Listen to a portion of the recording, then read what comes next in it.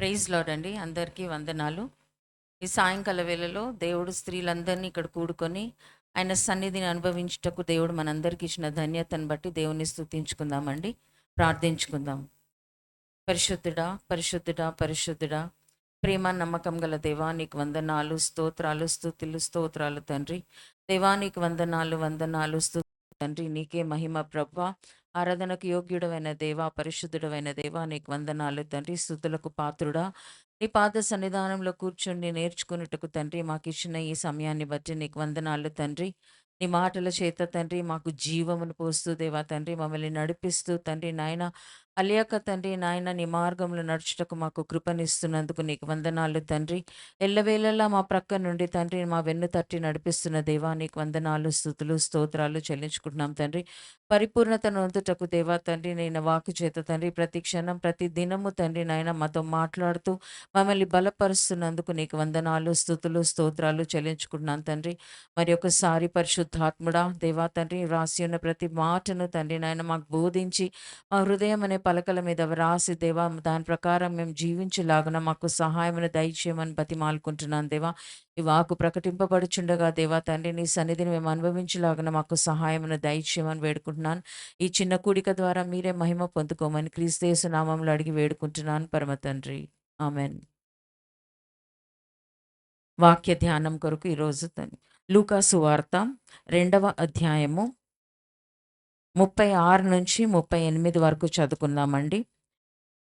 లూకాసు వార్త 2వ అధ్యాయము 36 నుంచి 38 వరకు. మరియు అషేరు గోత్రీకురాలును పనూయేలు కుమార్తెనైన అన్న అను ఒక ప్రవక్తి ఉండెను. ఆమె కన్యత్వము మొదలుకొని 7 ఏండ్లు పెనిమిటితో సంసారము చేసి బహుకాలము గడిచినదై 84 సంవత్సరములు విధవరాలై ఉండి దేవాలయము విడువక ఉపవాసము ప్రార్థనలతో రేయింబగలు సేవ చేయుచుండెను.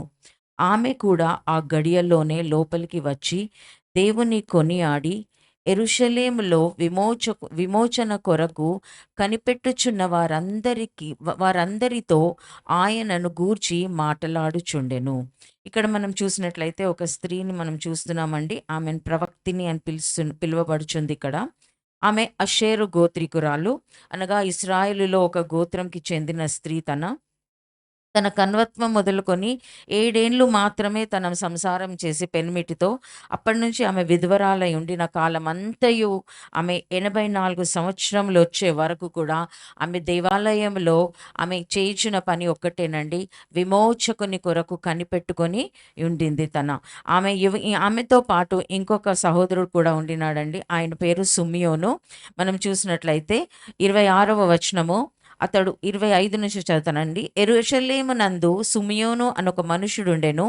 అతడు నీతిమంతుడును భక్తిపరుడును అయ్యుండి ఇశ్రాయేలు యొక్క ఆదరణ కొరకు కనిపెట్టువాడు. పరిశుద్ధాత్మ అతని మీద ఉండెను. అతడు ప్రభువు యొక్క క్రీస్తుని చూడక మునుపు మరణము పొందడని అతనికి పరిశుద్ధాత్మ చేత బయలుపరచబడి ఉండెను. ఆత్మవశుడై అతడు దేవాలయంలోనికి వచ్చెను. శిష్యుని తీసుకొని తల్లి యేసువు శిష్యుని బాలుని ఎత్తుకొని 8వ దినము సున్నతిని చేయటానికని దేవాలయంలో అడుగుపెట్టినప్పుడు వీరిరువురు అక్కడ ఉన్నారండి. మరి ఇక్కడ సుమియోను అనే ఒక వ్యక్తి ఉన్నాడు. ఆయన చేయించిన పని ఏంటంటే ఆదరణ కొరకు, ఇశ్రాయేలు యొక్క ఆదరణ కొరకు కనిపెట్టువాడు. ఆయన పరిశుద్ధాత్మ అతని మీద ఉంది. మరి ఇక్కడ చూసినట్లయితే ఈ స్త్రీ కూడా 84 సంవత్సరములు మరి తన దేవాలయంలోనే ఉంది. మరి తను చేయించిన పని ఒకటేనండి, ఆమె విమోచన కొరకు కనిపెట్టుచున్న వారందరితో, అక్కడ కనిపెట్టు వారందరూ ఉన్నారండి, వారితో ఆయనను గూర్చి మాటలాడుచుండెను. ఆమె ఏం చేస్తుందండి, ఇక్కడ కనిపెడుతుంది. మరి కనిపెట్టు వారితో కూడా కూడి ఉంది, వారి సహవాసము కలిగి ఉంది. మరి వాడు కూడా అదే ఆసక్తితో ఆసక్తితో కనిపెట్టుకుని ఉన్నారు. ఎవరి కొరకు కనిపెట్టుకున్నారు అనంటే విమోచన కొరకు, ఇశ్రాయేలుల విమోచన కొరకు వారు కనిపెట్టుకొని ఉన్నారు. మనం ఇక్కడ చూసినట్లయితే కనిపెట్టుకొని వారిని మనం సిమ్యోనుని చూస్తున్నాము. సిమ్యోనుతో పాటు అన్న అని ఒక స్త్రీని చూస్తున్నాము. తనతో పాటు కూడా ఒక సమూహం ఉందండి అక్కడ. ఎందుకంటే ఆమె విమోచకుని కొరకు కనిపెట్టుచున్న వారందరితో ఆయన గూర్చి మాటలాడుచుండెను.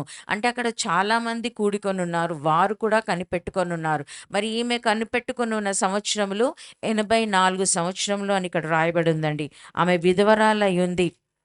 84 సంవత్సరములు విధవరాలయ్యుండి దేవాలయములో విడువక ఉపవాసము ప్రార్థనలతో రేయింబగలు సేవ చేయుచు, అంటే ఆమె ఆసక్తి, ఆమె తన తలంపులు, తన సర్వస్వము ఆమె అప్పగించుకొని, ఆమె యాగం చేసుకొని దేవాలయంలో సమర్పించుకొని ఆమె చేయుచున్న పని ఒకటే, విమోచన కొరకు కనిపెట్టుకుంది. విమోచన కొరకు కనిపెట్టుకొని వారితోనే సహవాసం కలిగి ఉంది. వారితో ఆ విమోచన నిమిత్తమే మాటలు మాట్లాడుచూ ఉంది. ఆమె మాటలు, ధ్యానము, సేవ అన్నీ కూడా ఆ విమోచనకుడి కొరకు, విమోచన కొరకే ఆమె చేయుచూ ఉందండి. మనం చూసినట్లయితే మరి లూకా మొదటి అధ్యాయము 17వ వచనం చూసినట్లయితే, లూకా మొదటి అధ్యాయము 17వ వచనము, మరియు అతడు తల్లిదండ్రుల హృదయం, ఇక్కడ యోహాను గురించి రాయబడి ఉందండి. బాప్తీసం ఇచ్చు యోహాను గురించి. మరియు అతడు తల్లిదండ్రుల హృదయములను పిల్లల తట్టునకు, అవిధేయులను మంతుల జ్ఞానమును అనుసరించుటకును త్రిప్పి, ప్రభువు కొరకు ఆయుత్తపడి ఉన్న ప్రజలను సిద్ధపరచుటకై. ఈయన ఎవరిని సిద్ధపరచుటకై ఉన్నాడండి? ఇక్కడ ఆయుత్తపడి ఉన్నారు. వారు తమ్మును తాము ముందుగానే ఆయుత్తపరచబడుకొని ఉన్నారు కనుక వాళ్ళ యుద్ధకి వాళ్ళని సిద్ధపరచాలని ఆయన ఆయన ఇక్కడ పంపబడి ఉన్నాడు. ఇక్కడ రాయబడి ఉంది, ప్రభువు కొరకు ఆయుత్తపడి ఉన్నవారు, ఆయుత్తపడి ఉన్న ప్రజలను సిద్ధపరచుటకై ఏలియా యొక్క ఆత్మయు శక్తియు గలవాడై ఆయనకు ముందుగా వెళ్ళును గనుక నీకు సంతోషమును మహా ఆనందమును కలుగును. అతడు పుట్టినందున అనేకులు సంతోషింతురు. మనం ఇక్కడ చూసినట్లయితే అనేకులు ఆయుత్తపరచబడి ఉన్నారు.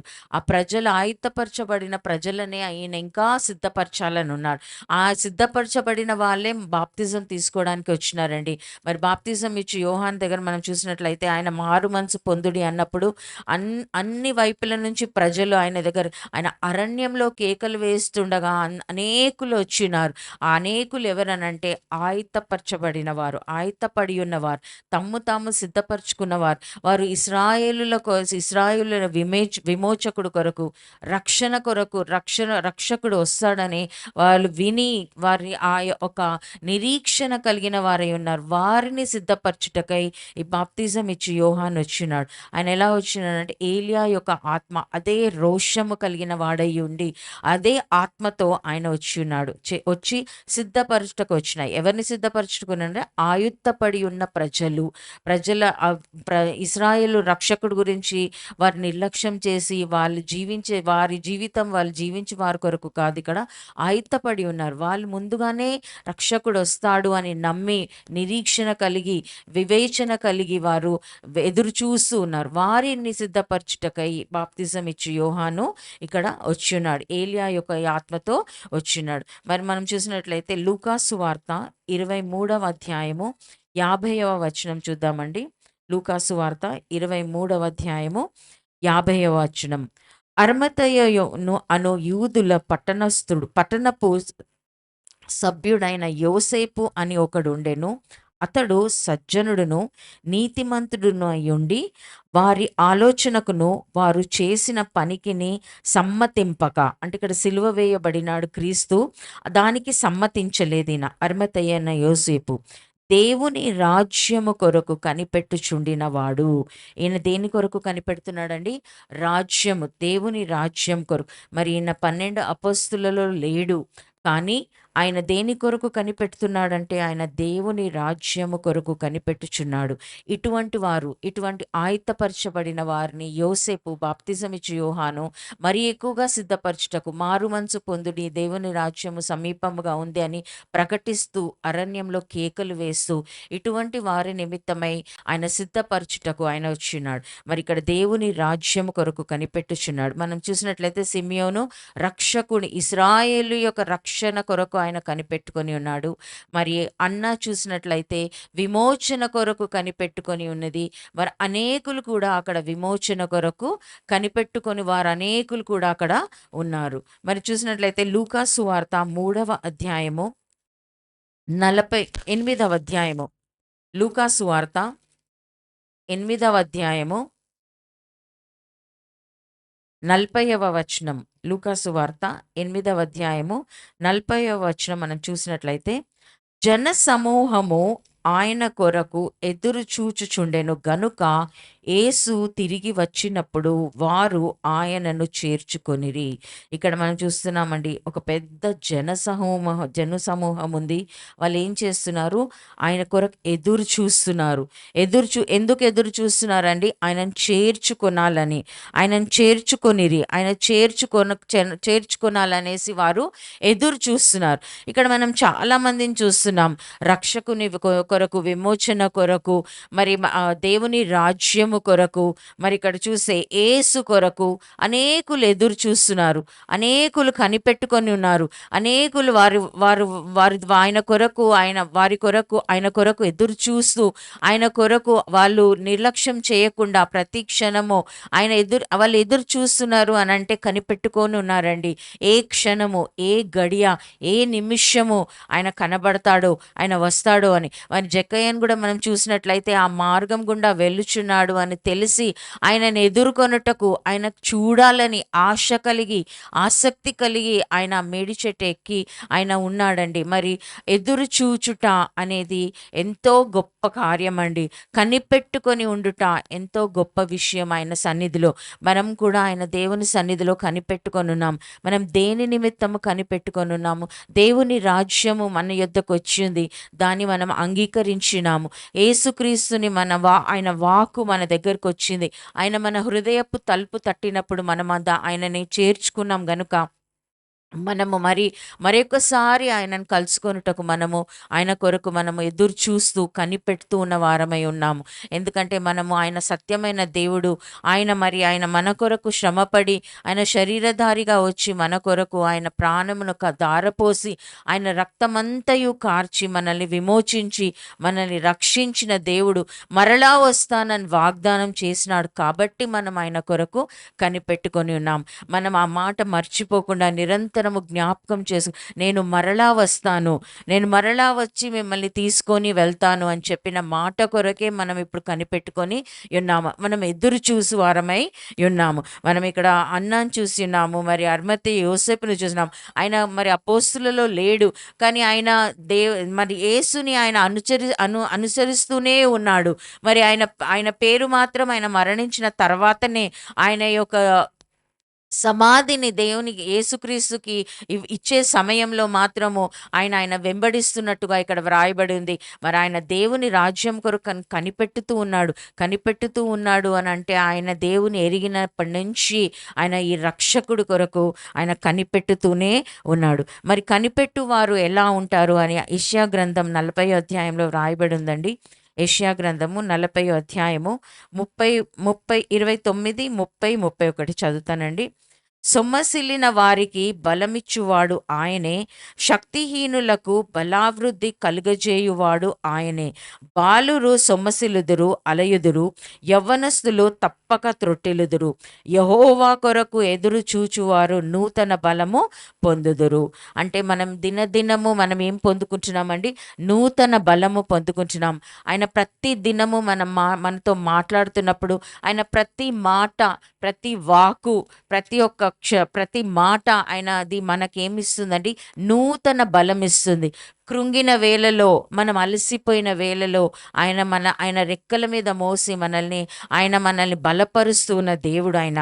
మనల్ని ఎప్పుడు కూడా ఆయన త్రొట్టెలనివ్వడు. ఆయనకు మనం బలంను దయచేవాడు. మరి బాలురు అందరూ ఎవరండి? బాల శిక్షకుడు ఆయన ధర్మశాస్త్రం కింద ఉన్నవారు. వారు తప్పక సొమ్మసిల్లుతారు. ఎందుకంటే వారు సజీవుడైన దేవుడు, పునరుత్థానుడైన దేవుడిని సంపూర్ణంగా నమ్మక వారు ధర్మశాస్త్రం కింద ఉన్నవారైతే, ఆ బాల శిక్షకుడు కింద ఉన్నవారైతే వారు సొమ్మసిల్లిపోతారండి. వారికి ఇంకా అలసిపోతారు వారు. ఎందుకంటే వారు స్వనీతితో దేవుని వెతుకువారు గనుక వారు సొమ్మసిల్లిపోతారు. వారు అలసిపోతారు. కానీ మనమైతే ఆయన మనకు శక్తితో నింపుతున్న దేవుడు. ఆయన మాటలతో జీవముతో నింపుతున్న దేవుడు గనుకనే మనము నూతన బలము నిత్యము పొందుకుంటున్న వారం. ఆయన మహిమ నుండి అధిక మహిమకి వెళ్ళువారై ఉండాలా అని ఆయన చెప్పినాడు. గనుక ఆయన ప్రతిదినము మనం ఆయన వాక్కు చేత పోషిస్తున్నప్పుడు మనం బలం పొందుకుంటున్న వారమై ఉన్నాం. నూతన బలం పొందుకుంటున్నాం. మనకు ఆయన ఇంకా ఏమి సిద్ధపరిచి ఉన్నాడో, ఆయన ఇంకా మన కొరకు ఏమి దాచిపెట్టి ఉన్నాడు, మనం ఇంకా ఆయన మార్గంలో ఎలా నడవాలో మనల్ని గద్దిస్తూ సరిచేస్తూ ఆయన మాటల ద్వారా ఆయన ఇరుకైన మార్గంలో మనం నడవడానికి ఆయన మనకి బలమును దయచేస్తున్నాడు. మనకు ఒక్కొక్కసారి కష్టం అనిపిస్తుంది. మనకు ఒక్కొక్కసారి మన లోకంలో ఉన్న శ్రమలను బట్టి, లోకంలో ఉన్న దుఃఖాన్ని బట్టి మనం కృంగిపోతాము. కానీ వెంటనే ఆయన వాక్కుతోటి మనల్ని బలపరుస్తుంటాడు. ఆ విధంగా మనకి నూతన బలమును దయచేస్తూ మనకేమిస్తాడండి? పక్షిరాజు వలె రెక్కలు చాపి పైకి ఎగురులాగున మనకి ఆయన అలయక పరిగెత్తుదురు, సొమ్మసిల్లక నడిచిపోదురు. మరి పక్షిరాజు వలె రెక్కలు చాపి పైకి ఎగురుదురు. మన పని ఏమండి? ఆయన వాక్కుతో దినదినము మన భారము మనం తేలిక చేసుకోవాలి. మనకు తేలిక అయినప్పుడే మనం పైకి ఎగరగలుగుతాము. తేలిక మన ఒక పక్షిరాజు చూసినట్లయితే ఆ పక్షిరాజు ఎలా చేయబడి ఉందంటే దాని శరీరము చాలా అల్కగా ఉంటుందండి. దాని ఎముకలు కూడా చాలా అల్కగా ఉంటుంది. అందుకనే దాని రెక్కలు చాచి అది కొట్టినప్పుడు అది పైకి పైకి పైకి ఎగరగలుగుతుంది. ఆ రీతిగా మనము భారము మోసుకున్న వారమైతే, పాప భారం అయితే ఏమి, లేకపోతే క్షమించకుండా మనసులో హృదయములలో భారము పెట్టుకున్నట్లయితే, లేకపోతే మనం ఇతరులను చూసి మనకి ఈర్ష్య వచ్చినప్పటికీ అది కూడా ఒక భారము.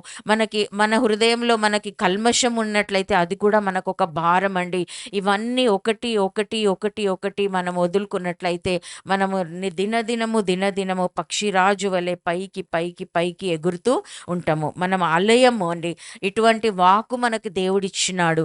అది మనకి ఎప్పుడూ సొమ్మసిల్లనివ్వదు, అలనీయదు. మనకి బలమునిస్తుంది, మనల్ని పైకి లేపుతుంది. మనం పడిపోతే కూడా 7 మార్లు పడినప్పటికీ నేను లేపుతానని వాగ్దానం ఆయన నమ్మదగిన దేవుడు. ఆయన ఎప్పుడు మనల్ని విడిచిపెట్టనని వాగ్దానం చేసినారు. ఆయన అరచేతిలో చెక్కుకున్నది ఎట్లా పోతుందండి? పోదు కదా అది. ఎందుకంటే ఆయన సజీవుడైన దేవుడు. ఆయన ప్రతి క్షణము మన నిమిత్తం చాచిన చేతులతో ఆయన ఎదురుచూచు దేవుడు. మనం ఎప్పుడు క్షమసిల్లిపోయినప్పుడు వెంటనే ఆయన కూడా దుఃఖపడతాడు. మన సొంత బిడ్డలు మనం దుఃఖపడినప్పుడు మనం ఏ రీతిగా బాధపడతామో ఆ రీతిగా ఆయన కూడా మన నిమిత్తం ఏడ్చువాడై ఉన్నాడు. మనం కృంగిపోయినప్పుడు, మనం అలసిపోయినప్పుడు, మన నిరీక్షణ మనం కోల్పోతున్న సమయంలో వెంటనే ఆయన వాక్కు ద్వారా బలమిచ్చు దేవుడు. బలమిచ్చి ఆయన మనల్ని అక్కడే ఉంచడండి. మనం పరిగెత్తాలని చూస్తుంటాడు. ఆయన మార్గంలో నడవాలని చూస్తుంటాడు. ఆయన బలమునిస్తుంటాడు. అనేక మార్లు కృంగదీసే వాళ్ళు ఉంటారు, వెనక్కి తీసేవారు ఉంటారు.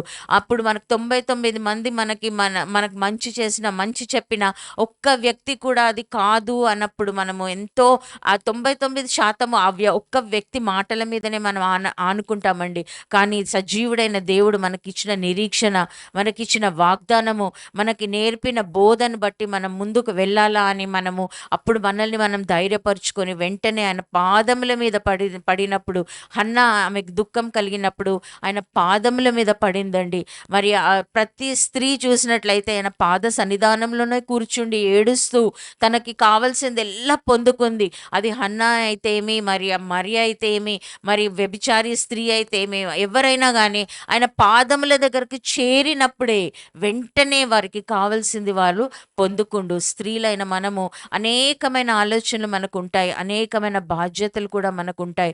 కాబట్టి మనము ఒక నిమిషము మనము సంతోషంగా దేవుని సన్నిధిలో ఉంటే వెంటనే సాతాను ఏదో ఒక ద్వారం తెరుచుకొని మన హృదయంలోకి గానీ, మన యొక్క సంతోషంని గల్లంతు చేయటానికి, పాడు చేయటానికి అది మార్గం తెరుచుకొనొస్తది. కానీ మనల్ని బలపరిచే దేవుడు మనము పరిగెత్తులాగున, మనం ఆకాశ పక్షి రాజు వలె మనం ఎగురులాగున ఆయన మనకి బలమును దయచేసేవాడు ఉన్నాడు. ఆయన బలం ఇచ్చినప్పుడు మనకి ఓర్పు వస్తుందండి. మనకెంతో ఓర్పు కావాలి.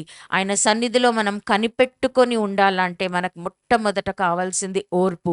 దేవుడు 2000 సంవత్సరముల నుంచి ఓర్పుతో, దీర్ఘశాంతముతో మనందరి కొరకు ఎదురు చూస్తున్నాడు. మనం ఎప్పుడు ఆయన వైపు తిరుగుతామా అనేసి ఆయన ఎదురు చూస్తున్న దేవుడు ఆయన. కాబట్టి మనము ఆయన లక్షణము కలిగి ఉండాలా. ఆయన దీర్ఘశాంతము, ఆయన ఓర్పు కలిగి ఉండి కనిపెట్టుకొని ఉండాలా. ఎందుకంటే ఆయన రాకడ దొంగవలే ఉంటదని సెలవిచ్చిన దేవుడు. మనం ఓర్పు కలిగిన వారమై కేవలం ఉండి మనము ఎంతనో మనము నిరీక్షణ కోల్పోయిన వారంగా ఉండకూడదు. ఆయన యందు నమ్మిక ఉంచి వారమై ఉండాల. ఓర్పు కలిగిన సేపంతా మనం ఎంతసేపు పేషెంట్‌తో ఉంటామో, మనం ఎంతసేపు ఓర్చుకుంటూ నెమ్మది కలిగి మనకు సమాధానకర్తయగు దేవుడు మనకి ఆయన సమాధానం ఇచ్చి ఉన్నాడు. ఆయన సమాధానం ఏమనగా మనకి నిత్య జీవము కలదు, మనకి దీర్ఘాయువు కలదు. ఆయనతో పాటు మనం ఉంటామని ఒక వాగ్దానం ఇచ్చి వెళ్ళినాడు. ఆయన మరలా వచ్చి తీసుకెళ్తానని చెప్పి దాని కొరకు మనం కనిపెట్టు వారమై ఉన్నాం. మనం దినదినం ఆ మాట మర్చిపోయి మన జీవిత కాలంలో మన భక్తి మనకు శక్తినిచ్చే సమయంలో మనం కోల్పోతా ఉన్నామా? మన భక్తి మనకు శక్తినిస్తుంది కదా. ఆయన ఆయన దగ్గర మనం ఉన్నాం గనుక ఆయన పాద సన్నిధానమే మనకు శరణము. ఆయన పాదాలే మనకి బలమును దయచేస్తుంది. ఆయన వాక్కు మనకు బలం దయచేస్తుంది. కాబట్టి ఓర్పుతో ఆయన యందు నమ్మిక ఉంచి వారమై ఉండాలి. ఎందుకు నమ్మిక ఉంచాలంటే సమస్తమును ఆయన ఆధీనంలో ఉంది గనుక మనము నమ్మిక ఉంచి వారమై ఉండాలి. దేవుడు ఏ సమయంలో ఆయన చేయాలో అది ఆయన ఎరిగిన వాడై ఉన్నాడు. ఎందుకంటే గర్భం ధరించిన స్త్రీ ఎప్పుడు ప్రసవించాలో అది ఆయన ఎరిగినవాడు. ఆయన సమస్తమును ఆయన ఆధీనంలో ఉంచుకున్న దేవుడు. స్త్రీ ధర్మం నెరవేర్చుకున్నటకు మనకు ఆయన ఎంతో ధన్యతనిచ్చిన దేవుడు, మనకి ఎంతో ఓర్పును దయచేసిన దేవుడు. దాంతోపాటు మనకి ఎంతో బాధ్యతనిచ్చినాడు. సహకారిగా ఉండాలని కూడా ఆయన మనల్ని ఏర్పరచుకున్నాడు. మనం స్త్రీలుగా మనం చాలా ధన్యులమండి. ఎందుకంటే మనం సంఘంతో కూడా పోల్చబడిన వారమై ఉన్నాం. దేవుడికి సమస్తము సాధ్యము. సమస్తము ఆయన ఆధీనంలో ఉంది. ఆయన సమయం ఏదైతుందో ఆ సమయంలో మనకు ఆయన కార్యములు జరుగుతాయి గనుక హన్నా కూడా ఏడ్చింది. మరి అనేక మార్లు ఆమె ఆయన సన్నిధిలోకి వెళ్ళి ఏడుస్తూనే ఉంది. కానీ ఆయన సమయం ఎప్పుడు వచ్చిందంటే ఈకాబోతు పుట్టినప్పుడు ఆమెకి ఆయన దేవుని సమయం అది గనుక అప్పుడు సమయలుని తనకి దయచేసింది. కాబట్టి తన కూడా ఓర్పుతో పెనిన అన్న మాటలన్నీ సహిస్తూ భరిస్తూ దేవుని సన్నిధానంలో మాత్రం ఏడుస్తూ ఉన్నప్పుడు దేవుడు సమయమును చూసుకొని ఆయన సమయము, మేలైన సమయము, మంచి సమయమును చూసి మంచి ఈవుల చేత ఆశీర్వదించు దేవుడు ఆయన మనకున్నాడు. కనుక ఓర్పుతో నమ్మకముతో ఆయన సమయము కొరకు మనము కనిపెట్టుకొని వారమై ఉండాలి. మరి కనిపెట్టుకుని వారిని దేవుడు ఉట్టిగా విడిచిపెట్టాడండి. ఆయన ఏం చేస్తాడండి? బలపరుస్తూ ఉంటాడు, నూతన బలము దయచేస్తూ ఉంటాడు ఆయన. కనుక మనము ఆయన బలము పొందుకుంటూ ముందుకి సాగి వెళ్ళిపోదాం. ఆయన మరి ఎంతో దీర్ఘశాంతంతో జరిగే ప్రతి కార్యము మన జీవితంలో చేయు దేవుడై ఉన్నాడు. మనము యెహోవా కొరకు కనిపెట్టు వారమై ఉన్నాము గనుక మనము నూతన బలము పొందుకుంటూ ఉన్నాము. ప్రతి దినము ఆయన నూతన బలము మనకి దయచేస్తూ ఉన్నాడు. మన బలహీన పడ్డప్పు వేళలో ఆయన ఏమంటాడు? నేను నీకు బలమునిచ్చువాడనై ఉన్నాను, నీ ప్రక్కన నేను ఉన్నాను అని మనల్ని ధైర్యపరచు దేవుడై ఉన్నాడు. మనం చూసినట్లయితే హెబ్రీయులు రాసిన పత్రిక 9వ అధ్యాయము 28వ వచనం చూసామండి. 9వ అధ్యాయము 28. అలాగుననే క్రీస్తు కూడా అనేకుల పాపములను భరించుటకు ఒక్కసారే అర్పింపబడి తన కొరకు కనిపెట్టుకొని యుండు వారి రక్షణ నిమిత్తము పాపము లేకుండా రెండవసారి ప్రత్యక్షమగును. ఎవరి కొరకు కనిపెట్టుకుని ఉన్నారండి? తన కొరకు, క్రీస్తు కొరకు. దేని కొరకు కనిపెట్టుకున్నారు? రెండవసారి ప్రత్యక్షమగుటకు. ఆయన రెండవసారి అగుతాడు అనేసి మనం ఎరిగిన వారమై ఉన్నాం గనుక దాని కొరకు మనము కనిపెట్టుకొని ఉండు వారమై ఉన్నాము. మన రక్షణ ఇంకా సమీపంగా ఉంది అని రాయబడి ఉందండి.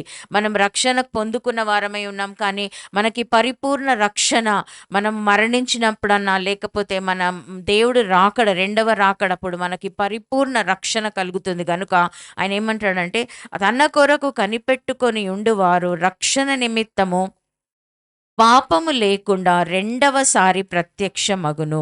మరి ఆయన ప్రత్యక్షమగుటకు మన కొరకు సిద్ధంగా ఉన్న దేవుడండి. సమయం అయిపోయింది. మరి మత్తయి 24, లూకా 21లో రాయబడి ఉన్న సమస్తమును జరుగుతూ ఉన్నాయి. కాలములు సమయములను చూసుకొని మనల్ని గ్రహించమన్నాడు. ఆయన రాకడ సమీపంగా ఉందా లేదా అని. అంజూరపు చెట్టును చూసి మీరు ఎరిగిన వారై ఉన్నారని కూడా ఆయన హెచ్చరించినాడు. కాబట్టి మనకి ప్రతి ఒక్కటి జరుగుతుంది, లోకంలో జరుగుతుంది. ప్రతి ఒక్కటి యుద్ధములు జరుగుతాయి అని సెలవిచ్చినాడు. భూకంపములు వస్తాయి అని సెలవిచ్చినాడు. మరి తండ్రి కుమారులకి వైరం కలుగుతుంది అని సెలవిచ్చినాడు. అత్తా కోడళ్ళకి వైరము కలుగుతుంది అని సెలవిచ్చినాడు.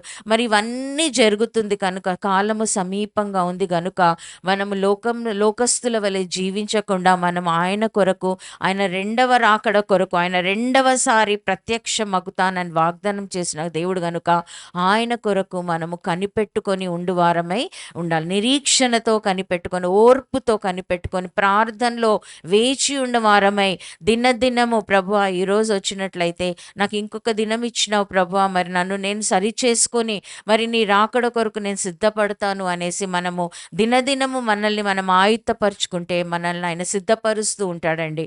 మనం చూసినట్లయితే దానియేలు గ్రంథం మనం చూసినట్లయితే 9వ అధ్యాయము. దానియేలు కూడా 70 సంవత్సరములు అయిపోతుంది, ఇంకా నేను ప్రవక్తల యొక్క గ్రంథమును నేను చదివి ఉన్నాను. 9వ అధ్యాయము, దానియేలు గ్రంథము 9వ అధ్యాయము 2, 3, 4 వచనాలు చూద్దామండి. అతని ఏలుబడిలో మొదటిది కూడా చదువుతానండి. మాదీయుడగు అహష్వరోషు యొక్క కుమారుడైన దర్యావేషు కల్దీవులపైన రాజు ఆయను. అతని ఏలుబడిలో మొదటి సంవత్సరమందు దానియేలను నేను యెహోవా తన ప్రవక్తయగు ఇర్మియాకు సెలవిచ్చి తెలియజేసినట్లు యెరూషలేము పాడుగా ఉండవలసిన 70 సంవత్సరములు సంపూర్ణమవుచున్నవని గ్రంథము వలన గ్రహించి తిని. అంతటా నేను గోనెపట్ట కట్టుకొని ధూళి తలపైన వేసుకొని ఉపవాసం ఉండి ప్రార్థనలు విజ్ఞాపనలు చేయుటకై ప్రభువగు దేవుని ఎదుట నా మనస్సుని నిబ్బరము చేసుకొంటిని.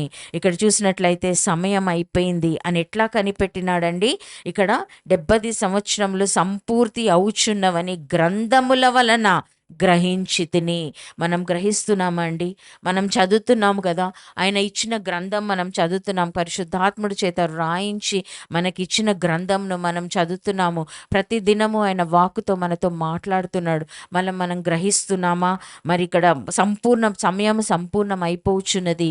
అన్యజనుల లెక్క పూర్తి కాబోచున్నది.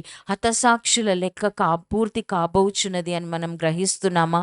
మన కాలంలో కూడా హతసాక్షులు అవుతున్న అనేక దైవ సేవకులు ఉన్నారు. మరి గ్రహిస్తున్నామా? మనము గ్రంథంలో చదివినవి మనం జ్ఞాపకం చేసుకుంటున్నామా? మరి పరిశుద్ధాత్మను మనం జ్ఞాపకం చేసినప్పుడు మనం దానికి చెవి ఎగ్గుతున్నామా? ఆత్మ చెప్పుచున్న మాటలు చెవి ఎగ్గుతున్నామా? మరి ఆత్మ మాటలు మనం వింటున్నామా? గ్రంథంలో రాయబడినది మనం చదువుతున్నామా? చదవకుండా మరి అబద్ధ బోధకులు చెప్పుతున్న మాట, వారి కడుపే వారి దేవుడు అని చెప్పిన దేవుడు మనకి ఎన్నో హెచ్చరికలు ఇచ్చినాడు. ఆయన గొర్రె బొచ్చు కూడా వారు తీసుకొని అమ్ముకునేవారని చెప్పిన. మరి వారి మాటలు చూసి ఇంకా కూడా ధనము సంపాదించుకోవాలా, మరి లోకంలో ఏదో సంపాదించుకోవాలా అనేసి మనం బ్రతుకుతున్నామా? లేకపోతే కనిపెట్టుకొని ఉన్నామా? ఆయన గ్రంథము చదువుతున్నామా? ఆయన గ్రంథంలో వ్రాయబడిన హెచ్చరికలు మనం వింటున్నామా? విని నిర్లక్ష్య పెడుతున్నామా? పెడచెవున పెడుతున్నామా? మరి ఆయన రెండవ రాకడ, రెండవ ప్రసారి ప్రత్యక్షమగుటకు మనం కనిపెట్టుకొని ఉన్నామా? మనలో భయం ఉందా? ఆ భయభక్తులు కలిగి మనం జీవిస్తున్నామా? లేకపోతే ప్రతిదినము మన జీవితంలో మనం వెళ్ళబుచ్చుకుంటున్నామా? మనల్ని మనం ఒకసారి గమనించుకుందామండి. మనం నిర్లక్ష్యంగా జీవిస్తున్నామా? ఎందుకంటే ఆయన కనిపెట్టు వారి కొరకే ఆయన వచ్చువాడు. కనిపెట్టు వారినే ఆయన కొనిపోతాడు. కాబట్టి మనం కనిపెట్టుకొని ఉందామండి ఆయన సన్నిధిలో మనం కనిపెట్టుకొని వారమై ఉండకపోతే మన జీవితం, మనం చేసిన భక్తి అంతా వ్యర్థమైపోతది. ఎన్ని సంవత్సరాలు మనం ఆయన కొరకు జీవించిన జీవితం అంతా వ్యర్థమైపోతది. ఎందుకంటే నిన్నటిది గతించిపోయింది. కానీ ఆయన వచ్చు సమయంలో ఎలాగ జీవిస్తున్నామో అది ఆయనకు లెక్క. ఎందుకంటే జీవితకాలం అంతయు దొంగ ఎలా జీవించిండో దేవుడు ఆయన దాని గురించి ఆలోచించలే. కానీ ఆయన క్షణంలో ఆయన మారు మనసు పొంది దేవుడిని అంగీకరించి దేవునికి ఒక రాజ్యం ఉంది అని గ్రహించినాడు ఆయన. గ్రహించి నీ రాజ్యంతో వచ్చినప్పుడు ఒక్కసారి నన్ను జ్ఞాపకం చేసుకో ప్రభువా అన్నాడు. ఆ గ్రహింపు ఆయనకు కలిగింది. ఆ మారు మనస్సు ఆయనకు కలిగింది కాబట్టి ఆయన సిలువ మీద ఉన్నంతసేపు కూడా నువ్వు నాతో పాటు పరదేశంలో ఉంటావని ఆయనతో అనలేదండి. ఆయన ఆ క్షణము ఆయన అనిన వెంటనే ఆయన అన్నాడు, నీవు నాతో పాటు పరదేశంలో ఉండవు. ప్రతి క్షణము మనం ఆయన కొరకు కనిపెట్టుకొని ఉందామండి. ఏ క్షణం ఆయన వస్తాడో మనకు తెలీదు. మరి దానియేలు ఇక్కడ సంపూర్ణం అవుచున్నది అన్నాడు. ఇక్కడ దానియేలు ఏమంటున్నాడంటే 70 సంవత్సరములు సంపూర్ణం చున్నవి అన్నాడు. అంటే దగ్గర పడింది సమయం, ఇంకా మాకు విడుదల ఉంది, ఇంకా మాకు విమోచన ఉంది ఇప్పుడు అని ఆయన వెంటనే ఏం చేసినాడు, గ్రంథములన్నిటి గ్రహించి అతను గోనెపట్ట కట్టుకొని ధూళి తలపైన పోసుకొని ఉపవాసం ఉండి ప్రార్థన విజ్ఞాపనలు చేయుటకై ప్రభువగు దేవుని ఎదుట నా మనస్సును నిబ్బరము చేసుకొంటినే. మనస్సును ఎలా పెట్టుకున్నాడంటే ఆయన నిబ్బరం చేసుకున్నాడు. ధైర్యం కలిగి, మనకు ధైర్యం ఎప్పుడు కలుగుతుందండి? మన మనస్సాక్షి మన మీద దోషారోపణ చేయనంతసేపు మనకు ధైర్యం ఉంటుంది. ఒక్క విషయం కూడా మన మీద మనసు దోషారోపణ చేసినట్లయితే మనము వెంటనే దేవుని సన్నిధిలో వెళ్ళి దాన్ని మనము కడుగుకొని, మన పాపములు ఒప్పుకొని, మనము గోనెపట్ట కట్టుకొని మనం ఉపవాసం ఉండి ప్రార్థనలు చేస్తూ విజ్ఞాపనలు చేస్తూ ఆయనతో ప్రార్థనలు విజ్ఞాపనలు ఆయనకు చేస్తూ మనం ఆయన కొరకు కనిపెట్టుకొని ఉండి మన దేవుడైన యెహోవా ఎదుట ప్రార్థన చేసి ఆయన వస్తాడని మనము నిరీక్షణ కలిగి ఆయన కొరకు కనిపెట్టుకొని ఉందామండి. ఇక్కడ ఇంకా సమయం సంపూర్ణమవుచున్నది అని దానియేలు ఎరిగిన వాడై ఉన్నాడు. గ్రంథాలు చదివిన వాడై ఉన్నాడు. ప్రవక్త అయిన ఇర్మియా రాసిన మాటలు చదువుతూ ఉన్నాడు. మనం చదువుతున్నాం. ప్రకటన గ్రంథంలో రాయబడింది. మన నూతన నిబంధనలో అనేకమైన హెచ్చరికలు ఉన్నాయి. ఆయన కొరకు కనిపెట్టుకొని ఉండి దివారాత్రులు మన మనస్సాక్షిని మనము నిర్మలమైన మనస్సాక్షి, నిష్కపటమైన విశ్వాసము కలిగి ఉండుడి అని పౌలు తిమోతితో చెప్పి ఉన్నాడు. వాళ్ళ కుటుంబం ఆ రీతిగా ఉందని ఆయన మనకి కూడా జ్ఞాపకం చేసినాడండి. తిమోతి రాసిన పత్రికలో తిమోతికి చెప్తాడు, తన కుటుంబము, వాళ్ళ అవ్వ అయిన లోయ, మరి ఆ తల్లి అయిన యూనికే ఆ రీతిగా ఉంది. మరి తిమోతి కూడా అట్లాగా నిష్కపటమైన విశ్వాసముతో నిర్మలమైన మనస్సాక్షి కలిగి ఉన్నారు. మనము కూడా ఆ రీతిగా మన మనస్సాక్షిని నిర్మలంగా, మన విశ్వాసంని నిష్కపటముగా ఉంచుకొని ఆయన కొరకు కనిపెట్టుకొని వారమై ఉందామండి. సిద్ధపడదామండి. సమయము సంపూర్ణం అవుచున్నది. గ్రంథములో ఉన్న వాక్యములన్నీ నెరవేరబడుచున్నవి గనుక ఆయన నమ్మదగిన దేవుడు. ఒక్క మాట అయినా పొల్లైనా ఇక్కడ అక్షరమైనా ఇక్కడ తొలగిపోదు. కాబట్టి సమస్తమును నెరవేర్చబడుచున్నది గనుక మనం కూడా సిద్ధపడదాం. మనం కూడా ఆయన కొరకు కనిపెట్టుకొని ఉన్న వారము ఉందాము. మనము కూడా అన్నావలే కనిపెట్టుకొని ఉన్న వారితో పాటు మనం కూడా ఆయన రాకడని కొరకు మనము సంభాషిస్తూ ఉండామండి, మాట్లాడుతూ ఉండాం. మనల్ని మనం సిద్ధపరచుకుందాం, ఇతరులను కూడా సిద్ధపరుద్దాం. ఒక్క వచనం చదువుదామండి. సామెతల కీర్తన గ్రంథము 27, కీర్తనలు 27:14.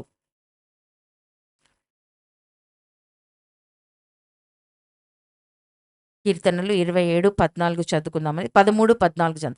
సజీవుల దేశమున నేను యెహోవా దయను పొందుదునన్న నమ్మకము నాకు లేని ఎడల నేనేమవుదును? యెహోవా కొరకు కనిపెట్టుకొని యుండుము. ధైర్యము తెచ్చుకొని నీ హృదయమును నిబ్బరముగా నుంచుకొనుము. యెహోవా కొరకు కనిపెట్టుకొని యుండుము. దేవుడు మరలా జ్ఞాపకం చేస్తున్నాడండి. కనిపెట్టుకొని ఉండండి. నిర్లక్ష్యంగా ఉండకండి. లోకంలోకి వెళ్ళిపోకండి. మర్చిపోకండి. ప్రతి క్షణం కనిపెట్టుకొని ఉండండి. అది పగలైతేమి, రాత్రి అయితేమి. ఎందుకంటే ఆయన చెప్పి ఉన్నాడండి, పొలంలో ఇద్దరు పనిచేసి ఒకరు ఎత్తబడతారు, ఒకరు విడవబడతారు అనేసి. 10 మంది కన్యకలలో 5గురు ఆయనను ఎదుర్కొన్నారు, 5గురు ఎదుర్కోలేకపోయినారు ఆయనని. కాబట్టి మనం ఆయన కొరకు ధైర్యం తెచ్చుకొని, ధైర్యం ఎప్పుడొస్తుంది? మనస్సాక్షి మన మీద దోషారోపణ చేయనప్పుడు. లూకాసు వార్త చదివినప్పుడు అందులో ఉంటుంది కదండి, ఆఖరి వచనం, ఆఖరి అధ్యాయం ఆఖరి వచనంలో ఉంటుంది.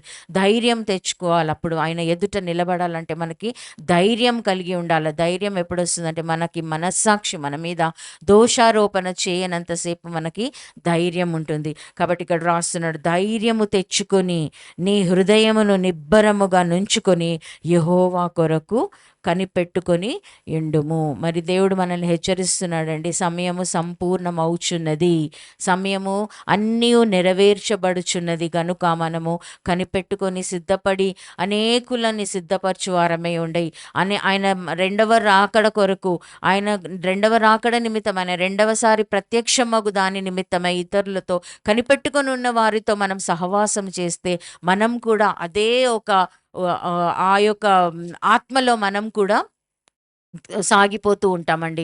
మనం పరిశుద్ధాత్మని మనం కూడా పొందుకొని కనిపెట్టుకుందాం. అడుగుడి మీకు ఇవ్వబడును అని చెప్పి ఉన్నాడండి. ఆయనని పరిశుద్ధాత్మ చేత మనం నింపబడి ఆయన కొరకు కనిపెట్టుకున్న వారమైతే మనం ఆయనతో పాటు మనము ఆరోహణ వెళ్ళే వారమై ఉంటామండి. మనం కూడా ఆయనతో పాటు రెండవ రాకడలో మనము ఎత్తబడతాం. ఒక వచనం చదివి ముగిస్తానండి. ప్రకటన గ్రంథము 22వ అధ్యాయము 17వ వచనము. మనము పరిశుద్ధాత్మ పొందుకొని సిద్ధపడినట్లయితే మనం కనిపెట్టుకున్నాం, కన్నీటితో పరిశుద్ధాత్మను అడుగుదామండి. ఆయన లేనిదే మనం ఏమీ చేయలేము.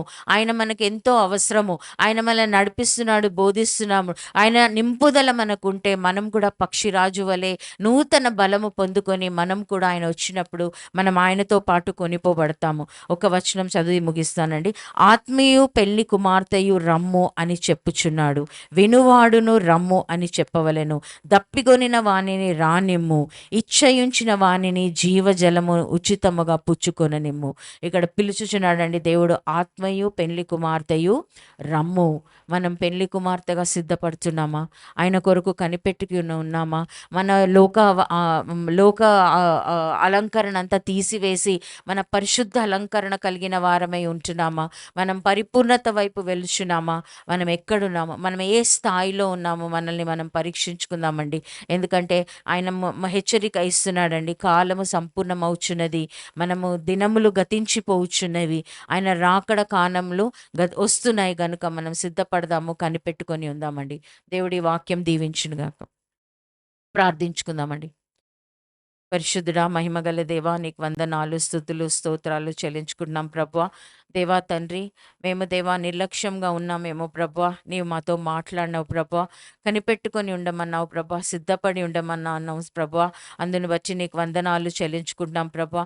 ప్రార్థించమని సెలవిచ్చినావు ప్రభువా, ధైర్యంగా ఉండమని సెలవిచ్చినావయ్యా తండ్రి నాయన. నీవు కనిపెట్టు వారితో పాటు ఉండమని సెలవిచ్చినావు ప్రభువా. దేవా అందుని బట్టి నీకు వందనాలు, స్తుతులు, స్తోత్రాలు చెల్లించుకున్నాం దేవా. దేవా తండ్రి నాయన, మనం ఏ విషయంలో మేము వెనుకంజలో ఉన్నామో ప్రభువా, దేవా దయతో మమ్మల్ని క్షమించి మరి ఒకసారి మమ్మల్ని మండించి నీ ఆత్మతో మమ్మల్ని నింపి దేవా తండ్రి నాయన, మేము నీ కొరకై కనిపెట్టుకొని దేవా నీ రాకడ కొరకు సిద్ధపడు వారమై ఉండులాగున సహాయమును దయచేయమని వేడుకున్నాం ప్రభువా. తండ్రి నాయన, నీవు మమ్మల్ని తండ్రి నడిపించు దేవుడవై ఉన్నావయ్యా. నీ హెచ్చరికను బట్టి నీకు వందనాలు, స్తోత్రాలు చెల్లించుకుంటున్నాం ప్రభువా. దానియేలు గ్రంథంలో రాసినట్లుగా దేవా తండ్రి, గ్రంథం మా చేతిలో ఉంది ప్రభువా. మేము చదవని వారమై ఉన్నట్లయితే దయతో మమ్మల్ని క్షమించు ప్రభువా. చదివి గ్రహించని వారమై ఉన్నట్లయితే దయతో మమ్మల్ని క్షమించు ప్రభువా. దేవా తండ్రి, సహాయంను దయచేయమని వేడుకుంటున్నాం తండ్రి. మమ్మల్ని ఆయుత్తపరచండి ప్రభువా. కనిపెట్టు వారి కొరకే నువ్వు వస్తానన్నావు ప్రభువా. జన సమూహము నీ కొరకు తండ్రి నాయన ఆయుత్తపరిచి ఉన్న వారి కొరకే నువ్వు వస్తానని సెలవిచ్చినావు ప్రభువా. దేవా తండ్రి నాయన, నీవు ఎత్తబడే గుంపులో మేమందరము ఉండులాగున సహాయమును దయచేయం ప్రభువా. దేవా మనం ఏ లోక విషయంలో మేము కొట్టుకొని పోతున్నామో దేవా తండ్రి, మమ్మల్ని క్షమించమని వేడుకుంటున్నాం ప్రభువా. దేవా మా యొక్క మలినమైన మనస్సును దేవా తండ్రి నాయన మా ఆత్మను మలినం చేసే కార్యములు మాలో ఉన్నట్లయితే దయతో మమ్మల్ని క్షమించండి ప్రభువా. మరి ఒకసారి మమ్మల్ని పరిశుద్ధపరచండి ప్రభువా తండ్రి. మమ్మల్ని కడగండి, శుద్ధి చేయండి ప్రభువా. నీ ఆత్మతో మమ్మల్ని నింపండి ప్రభువా తండ్రి. నీవు పిలిచినప్పుడు ఆత్మయు పెళ్లి కుమార్తెయు రమ్ము అని పిలిచినప్పుడు దేవా మేము సిద్ధపడి ఉండువారమై ఉండులాగున మాకు సహాయమును దయచేయమని వేడుకుంటున్నాను ప్రభువా. కృప చూపించండి అయ్యా, దయ చూపించండి ప్రభువా. దేవా తండ్రి నాయన నీ అరిచేతిలో మమ్మల్ని చెక్కుకున్న దేవుడవయ్యా, మమ్మల్ని విడవని ఎడబాయని దేవుడవన్నావు తండ్రి. నీ మాటతో మమ్మల్ని హెచ్చరించినందుకు నీకు వందనాలు, స్తుతులు, స్తోత్రాలు చెల్లించుకున్నాను ప్రభువా. సహాయమును దయచేయండి తండ్రి. మరి ఒకసారి దేవా నీ మార్గంలో మేము నడుచుకుంటూ దేవా తండ్రి నాయన మండుచూ ఉండులాగున మాకు సహాయమును దయచేయమని బతిమాలుకుంటూ నీ ఆత్మతో మా ఒక్కొక్కరిని నింపండి తండ్రి. మా సంఘంలో యవనస్తులని, బిడ్డలని తండ్రి, మమ్మల్ని స్త్రీలని, పురుషులని ప్రతి ఒక్కరిని నింపండి ప్రభా. దేవా పరలోక అనుభవమును మా అందరికీ దయచేయమని వేడుకుంటున్నాను ప్రభా. నువ్వు పిలిచినప్పుడు తండ్రి నాయన మేమందరము తండ్రి నీ వైపు చూస్తూ తండ్రి నాయన వచ్చులాగున తండ్రి నీ తట్టు చూచులాగున సహాయమును దయచేయమని వేడుకుంటున్నాను. పరిశుద్ధాత్మ దేవా మాతో మాట్లాడినందుకు నీకు వందనాలు, స్తోత్రాలు చెల్లించుకుంటున్నాను. మా నిర్లక్ష్యాన్ని క్షమించండి ప్రభువా. దేవా మరి ఒక్కసారి మేము తండ్రి నాయన తిరిగి తండ్రి నాయన మమ్మల్ని మేము నీకు సమర్పించుకుంటున్నాం ప్రభా. దేవా మమ్మల్ని మండించండి తండ్రి. దేవా మాకు సహాయం దయచేయమని వేడుకుంటూ మరి ఒకసారి నీ నూతన బలమును మాకు దయచేసి మేము పక్షిరాజు వలె అలేయక సొమ్మసిల్లక పైకి ఎగురువారుమై ఉండులాగున సహాయమును దయచేయమని వేడుకుంటూ దేవా తండ్రి నాయన నీవు ఇచ్చిన మాటను బట్టి నీకు వందనాలు, స్తుతులు, స్తోత్రాలు చెల్లించుకుంటూ మీరే మహిమ పొందుకోమని క్రీస్తు యేసు నామములో అడిగి బతిమాలి వేడుకుంటున్నాను పరమ తండ్రి. ఆమెన్. ప్రైజ్ లార్డ్ అండి అందరికీ.